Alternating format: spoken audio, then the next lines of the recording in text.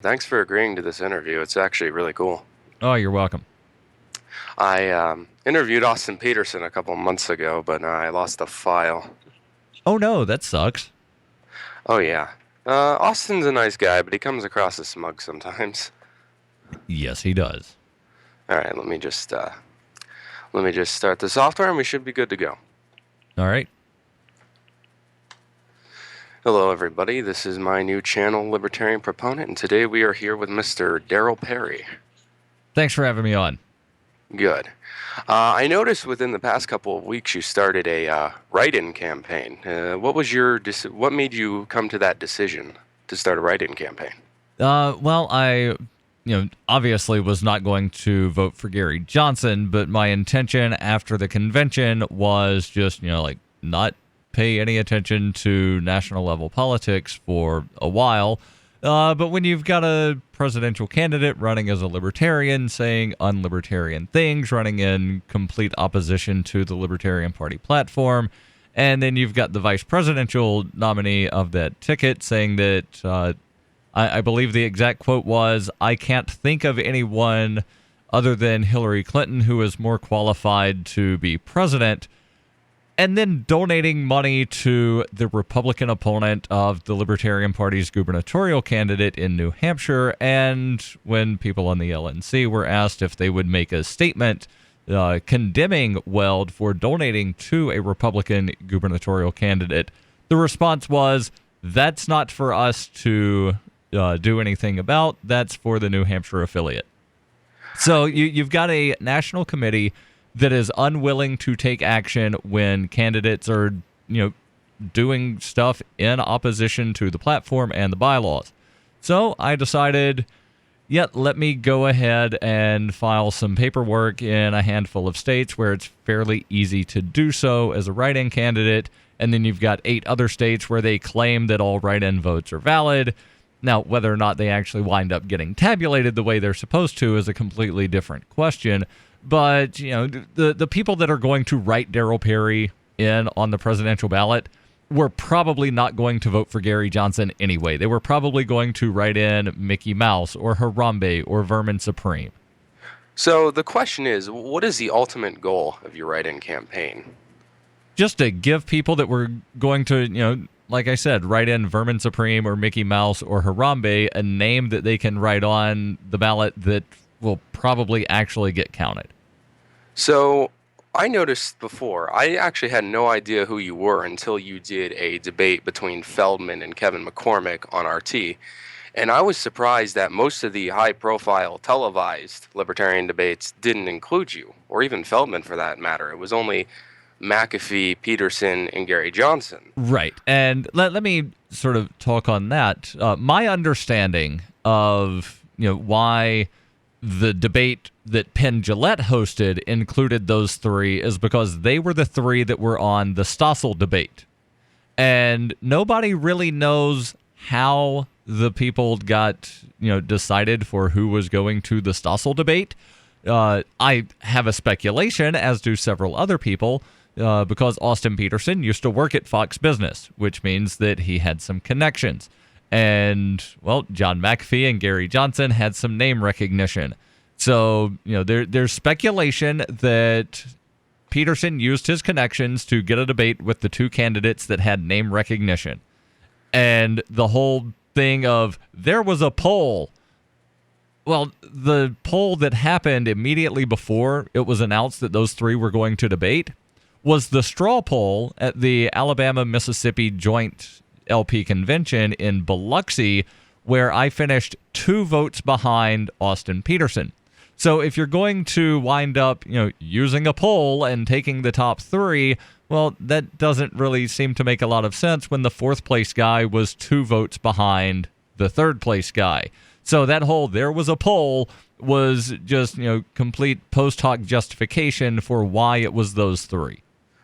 Touching on polling, I noticed that Gary Johnson, even though you do not support him, is actually polling better than I've seen most libertarian candidates poll before. Do you think this is a good thing for the future of the party, to possibly get another actual libertarian on the ticket, or do you see it as just not really that important? Well, I will say that the reason that Gary Johnson is polling better than libertarians have polled before is that they're actually still including libertarians in the polls this late in the year.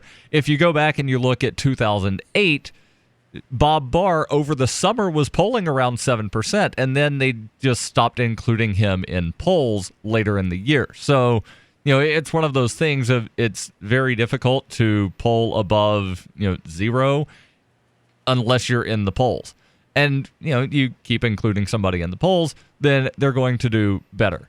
Now, as far as whether or not this will, what was the exact wording you used? Allow an actual libertarian to wind up getting the nomination. I think what you're going to see is, that shiny thing caucus within the party say, see, this is why we need to keep having people that water down the message. Because if we had Darryl Perry as the nominee, he wouldn't have been polling at 7, 8, 9%. Well, we don't know that because Darryl Perry has never been included in a national poll. But no, the people that want to water down the message are going to find justifications for why we need to keep watering down the message. And I don't find any of those reasons to be legitimate. I think that the Libertarian Party that I joined in 1999, that was proudly called the Party of Principle, needs to once again be a principled party and not this group to where they just tell people, well, suck it up and vote for the party guy and screw whatever your principles are. What impressed me the most with you is at the convention, on a ballot of 6 people, on the first ballot, you came in 4th. The second ballot, you also came in 4th. I noticed most of your delegation remained to you, unlike somebody like Feldman, where most of his delegates jumped ship the next ballot in order to hop for either Johnson or Peterson. Right. And I've actually gone through and looked at the numbers, and there are some people that were like, oh, Perry lost 9 delegates, and they must have all gone to Johnson because McAfee's numbers stayed the same.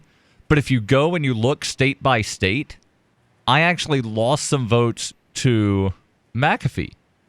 And some of the McAfee votes wound up going elsewhere. So, I did lose a few votes, but nowhere near as many as what Feldman lost. And, in hindsight, and this is something that I replay in my head a lot, in hindsight, what would have happened had I dropped out and endorsed McAfee and encouraged Feldman and Peterson to do the same? Would we have a completely different presidential ticket right now? But the thing that really, really annoys me the most, and it's the one that, we were so close on, was the vice presidential race, to where we were 30 votes away from having an actual libertarian on the Libertarian Party presidential ticket with, Larry Sharp. 30 votes. That definitely is a very close race. I want to move on to another topic. If you were the nominee, what would you do to get inside of the presidential debates? Do you think you would have been polling high enough to get in the debates, or would you have done what Jill Stein did in 2012 and just flat out try to attend on your own? I would have been standing right next to Jill Stein when she tried that again this year, where she went to Hofstra and again tried to enter the debate. She was not arrested this year because she did leave when they asked her to leave. 4 years ago, they asked her to leave. She said, no, I have a ticket, and then she handcuffed herself to a chair. So, I do think it's very important for the Libertarian Party nominees, when we're in agreement with candidates from other parties, to go stand side by side with them, like what Michael Bednarik and David Cobb did in 2004, to where they walked side by side to Washington University in St. Louis, Missouri, both holding tickets to the debate, but turned away and told that they would be arrested for trespassing. And they said, but we have tickets. And they were both arrested for trespassing for attempting to attend a debate that they had tickets to. Yeah, that definitely is a problem. Do you feel like there should... Okay, the question is, do you feel like the Commission on Presidential Debates should be inclusive of all candidates with enough ballot access to win, or do you feel like that the polling is necessary? Oh, Which the what do polling you? is absolutely unnecessary. And the polling requirement has only been around since the year 2000. And one thing that most people don't realize about, that polling requirement, aside from the fact that they don't realize it's only been around since the year 2000, is that in 1992, when Ross Perot was invited to participate in the debates, the first time there's ever been a third candidate on stage with the Republicans and Democrats. Now, some people might say, well, 1980, John Anderson was in a debate. Yes, John Anderson was in a debate with Ronald Reagan. He was not in a debate with Ronald Reagan and Jimmy Carter. But back to 92, the 15% polling requirement did not exist, and Ross Perot was polling between 7 and 9%, which is actually about where Gary was polling when they made their decision of who to invite. So, yes, I do think that Gary should have been invited. I think that Jill Stein should have been invited. And I actually got an email just a couple of hours ago from the Free and Equal Foundation where they're hosting a debate on October 25th. They've invited Donald Trump, Hillary Clinton, Jill Stein, and Gary Johnson. And it's going to be interesting to see how many of those candidates show up, because Gary has previously said that he does not want to debate Jill Stein. Which is kind of funny to me, because I remember in 2012 that Gary Johnson, November 7th, I believe, the day before Election Day, had a debate with Jill Stein. Yes. And his performance, while not bad, was very poor in comparison to Jill Stein. I'm not saying that Gary Johnson was a weak candidate on that stage, but I think that maybe perhaps, and I hate saying this because I'm going to be voting for the man, but I think he might just be a little afraid his performance would be rather shallow in comparison to Jill Stein. Right, and I think that Gary is aware that he's not a good debater. I would actually have to agree. The thing is, I know that he has some intelligence. You can't be governor of New Mexico for 2 terms without any intelligence. Oh, but I didn't say he's a dumb man. Oh, I said he's not a good debater. I know. You didn't accuse him of being dumb. Maybe my right. I wording was a I little just wanted to clarify. And he actually, if you were at the Libertarian debate, I noticed that sometimes he would get loud, but being loud is not being a good debater. If you were to ask me who the best performer on the Libertarian Convention debate stage was, I'd have to have it a tie between you and Mark Allen Feldman. The thing is, he's just not a very well-spoken man, and I think that's the reason he's not doing so well right now. The media is constantly, attacking him because he keeps having gaps like Aleppo, not being able to name a foreign leader. Well, I think hold on. just... On the foreign leader, and I'm going to defend Gary here for a moment. The question was not, can you name a foreign leader? The question was, can you name a foreign leader that you admire? I definitely... Yeah, the thing was, I noticed but that... But the headlines did not include the "that you admire" part. They just said, Gary Johnson, unable to name foreign leader. Honestly, and it's kind of hard to name your favorite foreign leader when most of them are either totalitarians or socialists. It is very difficult to name a foreign leader. It took me a couple of hours to figure out who my favorite foreign leader was. Because I was initially asked the question on Twitter, and my response was, just like I don't have a favorite form of cancer, I don't have a favorite world leader. And then a couple hours later, I thought, the guy from Lieberland, Vít Jedlička. And the reason he's my favorite foreign leader is he's never imposed a tax on anyone. Oh, definitely. I 100% believe taxation is theft, and I think that's one of the reasons that Gary had a little bit of trouble with a lot of the members of his own party, because he sounds like Mike frickin' Huckabee when he is advocating for a fair tax, a consumption tax. I don't think that's a very libertarian policy. Now, I understand some people would say the government needs federal funding, and that's definitely an understandable thing, but why isn't it voluntarily funded? You have programs like Social Security. I remember at the Libertarian debate, the whole room raised their hands when they said they would pay for grandmas to eat. Right. And you had said, like there's, the claim that we need federal funding. I disagree that we even need a federal government. And that's one of the things that, I brought up during the primary season was, this need for, let's just cut one layer of government. Just one. You would still have the states, the counties, and the municipalities. Let's just cut one layer, get rid of the world's largest terrorist organization, stop bombing hospitals around the globe, stop bombing weddings, stop, creating terrorists, and stop stealing money from people, and the world would be so much better. Well, that's one of the small disagreements I have with you. I mean, actually, on a side note, I actually wonder this. Would you ever be interested in perhaps doing a ticket? Because I know Adam Kokesh is running in 2020 as a libertarian. Would you ever be interested in hopping on a vice presidential ticket with him? It's not out of the question. I was actually at Adam's event last night in Manchester. Adam Kokesh, I notice, is very much silenced on YouTube and such because you notice he has hundreds of thousands of subscribers, but almost none of his videos get delivered. Do you think that is a blatant form of censorship, like they're trying to hide his message? What do you mean his videos don't get delivered? What I mean is most of his subscribers don't see his videos. I know dozens of people that are subscribed to him, but they never see his videos in their subscription feed, even though he has hundreds of thousands of subscribers. Do you Yeah, think I don't know how YouTube decides what to send people notices of, so I can't answer that question. No, all right. I'm sorry about that. But the thing is, let's say the year is 2020. Do you run your own campaign? Are you interested in running another campaign, or would you perhaps approach Adam Kokesh? I am not interested in running a campaign in 2020. I've had people ask me if I would, and the answer that I've given is if someone started a draft campaign or a draft committee, and that committee raised between $50,000 to $80,000 by the summer of 2018, I would strongly consider. But I'm not. I have no interest in running a 2020 campaign. I'm not making plans to do so, but if people want me to, that's what they can do to get me to do it.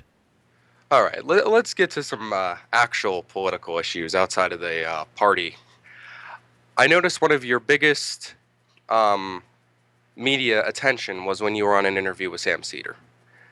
He is a very popular YouTuber. I don't know if that was actually that big of an interview, but not that it big, happened, but and it happened well after the primary or after the convention. I know, but a lot of the people that I tell about you, they know you from the interview with Sam Cedar. You were given criticism because you believed that private companies could manage land. Right, and Sam Seder wanted me to centrally plan liberty, and that's not how liberty happens. You don't centrally plan how freedom happens. That's why it's called freedom. If you want people to centrally plan things, then go, talk to Republicans and Democrats because they're good at centrally planning things. Libertarians don't want things centrally planned. All right. Now, one of the things he was going to ask you that he didn't is one of the things that I'm going to ask you with regards to licensing. You are against driver's licenses, am I correct? I'm against anything that's coercive, so I'm not against if you go to rent a car and the rental car company says, we want to make sure you know how to operate this thing, that's fine.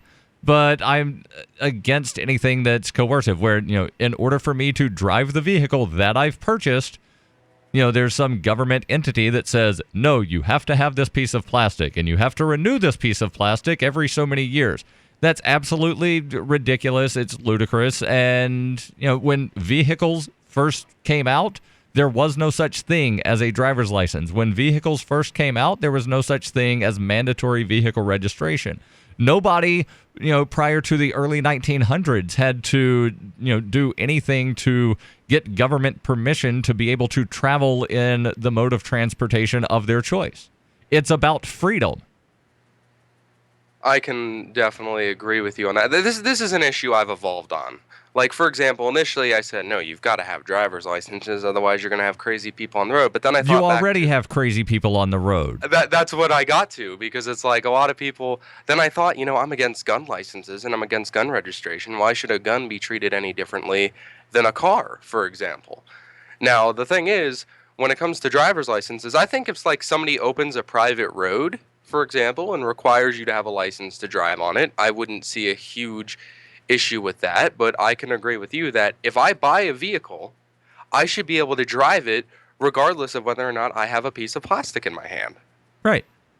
And a lot of people, as said, will come to me and say, Stefan, you're going to have crazy people. Well, I've seen idiots driving on the street for years now, and not a single driver's license has stopped them from getting on the road. If it doesn't work, you have to get rid of the system. Otherwise, you're wasting you and I's tax dollars that shouldn't even be taken from us. I've seen people make a right-handed turn across 3 lanes of traffic from the left turn only lane.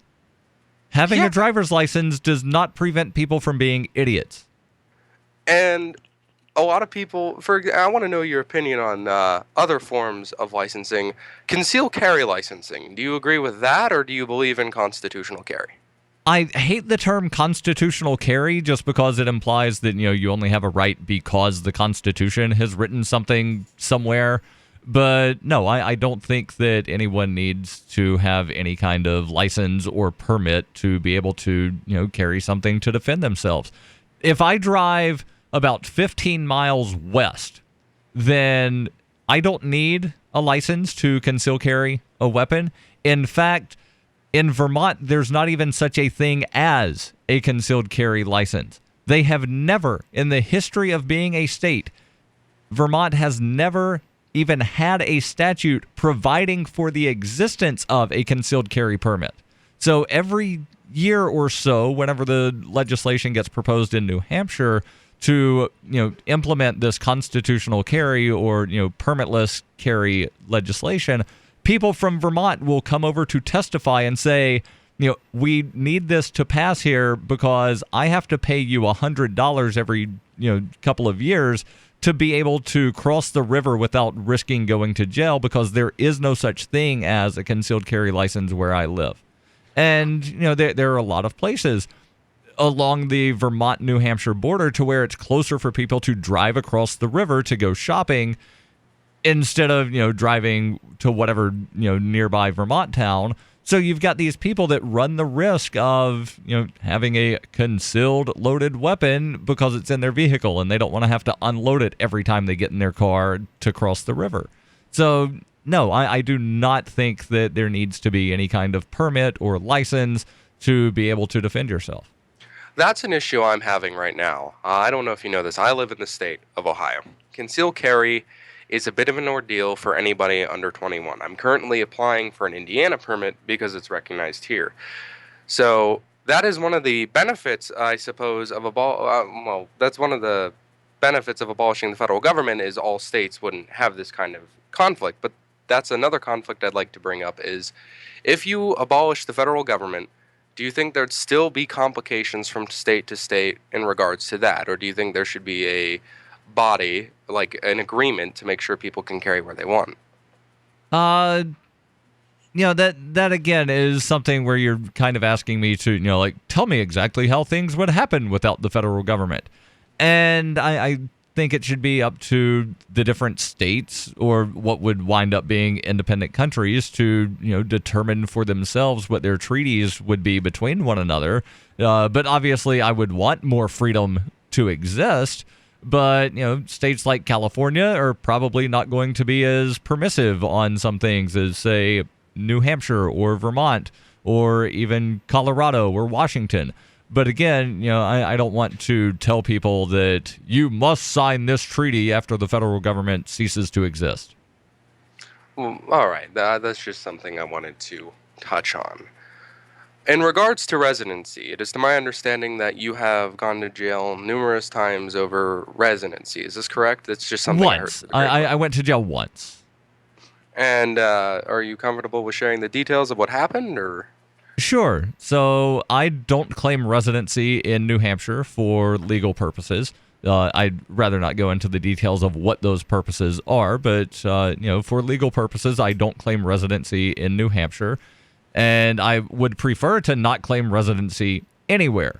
But I wound up getting cited a couple of years ago for being a resident of New Hampshire without fulfilling the obligations of residency. Basically, the New Hampshire government wants me to get a New Hampshire driver's license. I have a driver's license that is valid. I don't want to get a New Hampshire one, and I don't know if I would necessarily be able to if I went down to the DMV because I don't have the papers that they want to prove that I'm a New Hampshire resident. And part of what you need to prove residency is to claim that you're a resident, and I don't want to do that.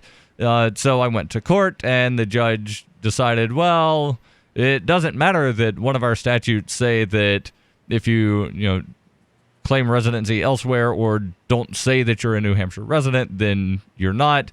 I'm finding you guilty anyway.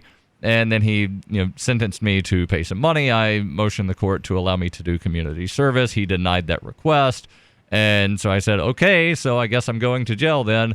And he said, I'm not going to make that decision. You've got 30 more days to pay the fine. And if you don't pay the fine, then you're sending yourself to jail. And I said, okay, so I go to jail in 30 days? And he said, that's not what I'm saying. I'll send you something in the mail. So basically, he didn't want to be, on film saying, yes, I'm sending you to jail because I'm not letting you do community service. And so I sat in jail for 72 hours. And I have to say, I quite enjoyed the vacation. That's one of the things I love about you. You're not afraid to go to jail. Yeah, I'll go to jail again. Like I say, I enjoyed the vacation. I got to catch up on rest. I read a couple of books. So I want to clarify a few things that I've seen in YouTube comments. This is basically you get to either approve or dispel some myths I've heard. Is it true that you live in a van? No, I live in a modified RV.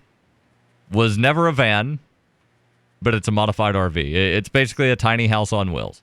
And the funny thing is that the people that give me a hard time about that, some of them are homeless, and other people absolutely love Adam Gokesh, and he lives in a trailer that's not much bigger than the thing that I live in. So it's just, on the one hand, it's hypocrisy, and at the same time, just people trying to, I've got dirt on Darryl. In reality, it's not that big of a deal. I mean, some people live in rundown trailers by dirty lakes. I don't think it's that big of a deal to live inside of an RV. Right, and there are benefits to living in an RV. I don't have property tax that I have to pay, and if I wind up not liking the municipal government where I am, I can just drive away instead of having to try to sell something or get out of a lease. All right, another thing I've heard. Is it true that you have a form of high-functioning autism? I've heard that around, and I'm not sure if that's true or not. I've heard people say that. I've never been diagnosed. Okay, well, I saw that apparently the Libertarian Party confirmed it. I'm not necessarily sure of that, or whether it was a hoax. I've never, like I said, I've never had a doctor tell me that, and if the Libertarian Party is confirming that, then I'd like to know where they got that diagnosis. I saw it in a YouTube comment. It might have been a fake Libertarian Party. I'm not sure. I was just trying to get that out of the way. I was just not sure. All right. On regards to the Fed, you are a very strong supporter of ending the Federal Reserve. Yes. Okay. I noticed that you were one of the few people I've ever seen that actually brought up Bernard von Nothaus. Yes. A man who created the Liberty Dollar. Yes. The reason they got rid of it, to my understanding, is because it looked too similar to a real United States dollar. And they held it. The claim was that it looked too similar to something that the U.S. Mint may have put out. It also had the word dollar on it, and there was also allegations that it was being used fraudulently. So people would just go up to a merchant and say, oh, I've got this $10 coin. And, the person would be like, oh, well, it says $10 on the back or 20 or whatever. And then, at some later point, they would go try to deposit in the bank, and the bank would be like, yeah, this isn't actual money. This is not legitimate money. And so, that was part of the claim, is that, the silver piece was being used fraudulently, but they got him with counterfeiting. Well, they're the ones actually doing the counterfeiting by, issuing, this horrible, worthless money. And, the coins that they put out, the U.S. Mint does put out, like a $1 coin that's an ounce of silver that sells for, some huge amount. $20. And there was a guy in, I think it was Las Vegas, that he was like, oh, okay, this gold piece says 50 on the back. I'll just pay my employees with these. And, well, then they got him for violating some fair labor something and not paying his employees minimum wage. So, if you try to use their actual gold and silver as the face value, they come after you. If you decide that you don't want to use their money at all, then they'll come after you. Well, nope, legal tender law says that you have to use this. But what Bernard tried to do was, compete with the Federal Reserve, and for that, he wound up going to prison. All right. Let's say that tomorrow the Federal Reserve were to end. This is a very unlikely scenario. Do Very you think unlikely, but okay. the Federal Reserve ends tomorrow? Do you think there would still be any real monetary value to Federal Reserve notes? Do you think that the government would collapse? I'm not asking you to project necessarily, but what do you think would happen in that scenario? Well, we can, look to other countries to see what happens. And when the Soviet Union collapsed, people were still using the, Soviet rubles for a while because people still believed that they had some kind of value until a new currency wound up being implemented. During the American Civil War, after the American Civil War, people in the South would still use the Confederate dollars because, people would still accept them and they believed that it had some value. Now, you couldn't go to the bank and deposit it, but, it was basically a barter sort of thing. So the Federal Reserve note, I think, would still be used as a barter instrument. But, if the Federal Reserve goes away tomorrow, I don't know how long it would be before banks started saying we're not going to accept these anymore, but I don't think it would be at 9:01 in the morning. Yeah. Okay, let's say you, on January 20th, 2017, were made President of the United States. What would you do about the Federal Reserve if you could not end it? What would be your goals to try to make it, work, so to speak? Well, I don't want it to work. I want it to cease to exist, and I want people to be able to use the currency of their choice. So what I would do, because the Federal Reserve is not actually a government entity, I would work with Congress to try to get them to pass, I forget the actual name of the proposal that Downsize DC has written, and it's something that I've talked about in the past, like the honest currency legislation that would allow people to use the currency of their choice. It would remove all federal taxes on gold and silver, so your capital gains, capital loss, that would all be gone, and allow people to use what they want. And if you want to create your own currency, you would not be prohibited by law from doing that. However, there would still be the fraud laws. So if you wind up issuing something saying, backed by gold and silver, but you don't have any gold or silver to back it up, well, that would be fraud, but that would not be a counterfeit sort of thing. Does that make sense? It does make sense. You should not be able to copy other people's money and pass it off as the same things. But if you, say you wanted to produce Darryl dollars or something, if somebody's willing to take them, they should be able to accept them. Right, as long as I actually have the thing that I say backs that currency. And even if you put out a currency with nothing backing it up and you admit that, if people want to take it, right, if it's backed by the full faith and credit of Darryl, then, as long as people have trust in Darryl. All right. Not that people should do that. They should trust in themselves. All right, another scenario where you're president. Within your first 100 days, what would you do about the United States military? Bring them home from all overseas bases immediately. And would you close all overseas bases for all future endeavors? Well, seeing as how there would be no troops there, there would be no purpose in, keeping them open. So, yes. All right. About the UN, would you stay in or would you find a way to get out? I would encourage Congress to pass legislation to withdraw from the UN and have them move their office out of Manhattan.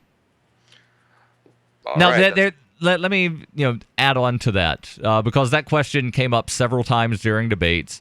And after I would say that, Gary Johnson would always say, well, I think we need to have diplomatic relations with other countries. And I'm not saying that we shouldn't have diplomatic relations with other countries. I'm saying we shouldn't be involved in entangling alliances with other countries. So you believe we should still have allies and still have friends, but we should not feel any real obligations in a group like, say, the UN or NATO? Correct, because part of the agreement with NATO is if a NATO member is attacked, whatever that winds up being interpreted to mean, then all other NATO members must then come to their aid. All right. I'm going to try to wrap this up within the next 5 minutes. Okay. All right. What would you, I'm trying to figure out how to word this. I've never done an interview in my life besides Austin Peterson, so I apologize if I'm doing a poor job. No worries, no worries. All right. Let's say that you become president of the United States. Would you cut as much assistance as you possibly could the first day, or would you try to do it gradually? When you say assistance, you're talking about like the Medicare, that kind of thing. Yeah, that's something that, again, it's not the president that could unilaterally do. So would have to work with Congress to try to get that cut. And here's something that a lot of people don't understand about radicals, the quote-unquote purist libertarians. They think that we want all or nothing.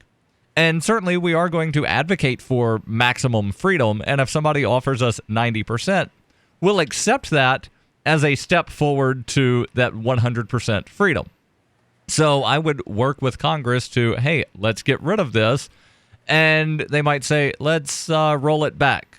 Well, let's try and do a little bit better. And so you've got to do that negotiation sort of thing. But yes, I would be advocating for ultimately let's get rid of the coercive nature of this and allow private charities and private enterprise to wind up providing this. We have in the town that I live, Keene, New Hampshire, we have a private homeless shelter that is open on the 100 coldest days of the year. So they figured out, based on average temperatures, what that 100 coldest days of the year are. So generally starts around December 21st and then the next 100 days. And they're fully privately funded. And you would see more things like that wind up opening up if people didn't expect, well, no, the government's going to provide this. That's one of the reasons a lot of charities wind up struggling is people think, oh, well, no, why do we need you? We've already got, the government providing this service. But if you look at the efficiency, on average, about between 2/3 to 3/4 of the money funneling through the government-run services winds up going on overhead. Whereas by contrast, with the private charities, a good private charity at maximum spends 25% on their overhead. The really, really good ones spend about 10% of all of their expenditures on overhead. So the private charities are a lot more efficient than the government-run services that people come to expect. So if you were president, would you sponsor any private charities to slowly take over the role? Like, would you openly say, I'm in favor of these charities? Certainly. All right. I love how you say, libertarians will go for the 90% mark, whereas Gary Johnson is probably more like a 30% mark. Right, and the difference is he's advocating for whatever, that step of let's tax and regulate X. Well, no, that's not what you advocate for. That's what you're willing to accept as a step towards removing cannabis completely from the list of controlled substances. That's what you accept as a step towards preventing the DEA from adding kratom to the list of controlled substances. You don't advocate for the half measure. You advocate for maximum freedom, and then at the negotiating table, you say, okay, we'll accept this temporarily until we wind up getting where we want to be. All right. That's actually what I was about to get into. You're president of the United States. Would you call the DEA first day and instruct them to remove all substances at a lower tier to where they're decriminalized before you could get them legalized? I would instruct the DEA to not enforce any federal drug laws at all. Yeah, because that's one of the things that Gary Johnson has said he would do. First day, he wants to decriminalize marijuana. He only wants to, touch cannabis. He does not want to touch anything else on the list of controlled substances. That is the most frustrating issue I've had with Gary Johnson, because I see him on the town halls, and he always makes it fairly clear. It wouldn't be so bad if he didn't constantly stress this point. We're not calling for the legalization of any drugs except marijuana, whereas you and I believe you should be able to put in your body whatever the heck you'd like to put in your body, right. whether or not as long as you know what it is. Now, if somebody tells you, oh, this is good for you, and it ends up killing you, that's wrong. But if you know what the repercussions are, I feel like you should be able to take what you want. And that's the only thing that's really that's one of the things that almost made me not want to vote for Gary Johnson, was the fact that he is refusing to say all drugs illegal. Right. And the irony of the controlled substances list is that crystal meth, which is a lot harder of a drug than cannabis, is on the list as a Schedule 2, meaning that the federal government recognizes that there is a medicinal benefit to that. Cannabis, which to some extent is legal in between 27 to 42 states, depending on how you count, is still listed as a Schedule 1 with no medicinal values, despite, again, between 27 and 40 states saying you can use this for medical purposes. That has actually brought up a very interesting conflict with the. I'm sure you're a firearms owner. I will neither confirm nor deny. All right. As you know, when you go to a gun shop, you have to fill out a NICS background check. Well, in states where you use marijuana, either medicinally or recreationally, the federal background check will deny you from owning a gun, even though what's completely legal in your state you can use. Right, because it's still federally illegal. I know people that are therapeutic cannabis card holders who have had their Second Amendment rights taken from them. They've had their right to self-defense taken from them. I am a person that firmly believes that the right to bear arms is inalienable no matter what you take. I don't care if you down a bottle of whiskey a day. If you want to own a gun, you should be able to own a gun. And I think that... Well, and under federal law, that's okay, because alcohol is a completely okay substance. Well, yeah, and the thing is, you drink alcohol, you have a tendency to become violent. A lot of people become violent. Not all the time. Some people are laid back, but some people... Oh, I'm the I love you guy when I get drunk. I've probably only been drunk once in my life. I don't care for it, but the thing is, most people smoke weed. You know what they do? They they sink into a chair and listen to Jimi Hendrix all day.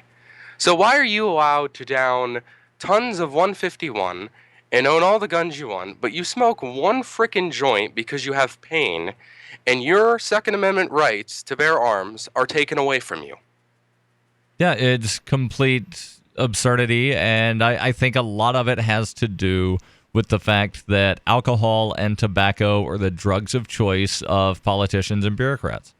And that's the thing. You notice that cigarettes by far kill more people than any of the substances out there that are listed as dangerous. Yet we still have cigarettes 100% legal. Why? Because it makes money. The